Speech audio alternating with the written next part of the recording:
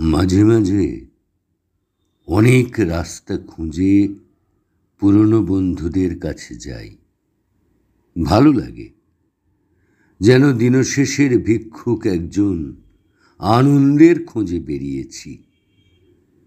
থেমে ফাঁকে সেদিন একজন পুরনো বন্ধুর কাছে গেলাম। খুশি হলেন তিনি। থেমে থেমে অনেক কথা বললেন। দেখলাম তিনি বুড়ো হয়ে গেছেন। কথার ফাঁকে ফাঁকে কোনো একজনের নাম করে বলছিলেন, ওর কথা মনে পড়ে, ও তো গত বছর চলে গেল।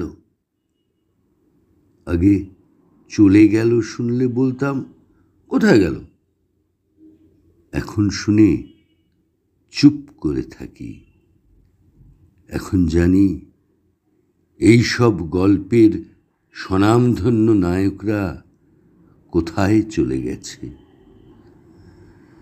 যাদের আলো বাতাস ছাড়া আর চাইবার কিছু নেই।